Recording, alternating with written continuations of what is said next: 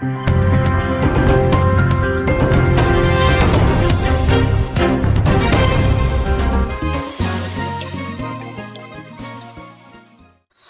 जनतेचा बुलंद आवाज महाराष्ट्र 24 आवाज या न्यूज चॅनेलला सबस्क्राईब करून आयकॉनचे बटन दाबा।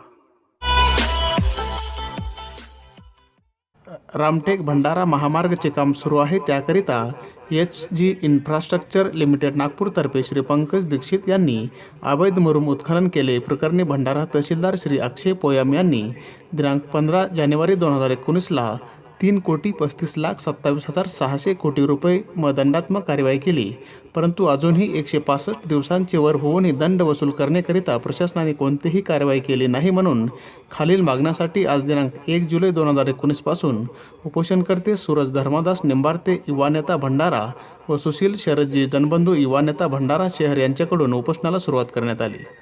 त्यांच्या मागण्या अशा आहेत: HG इन्फ्रास्ट्रक्चर लिमिटेड नागपूरतर्फे श्री पंकज दीक्षित यांच्याकडून दंडाची रक्कम 3,35,27,600 कोटी रुपये तात्काळ वसूल करण्यात यावे।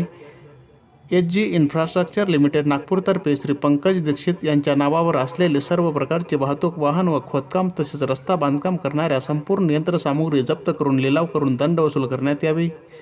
खोदकाम झालेल्या त्या सर्व खाजगी व शासकीय जागेत मुरुम किंवा माती भरून त्या जागेचे सपाटीकरण करण्यात यावे।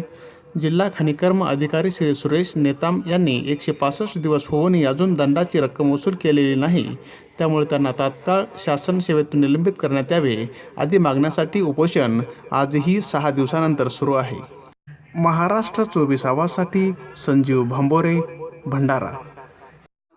महाराष्ट्र 24 आवाज या न्यूज चॅनेलला सबस्क्राईब करून आयकॉनचे बटन दाबा।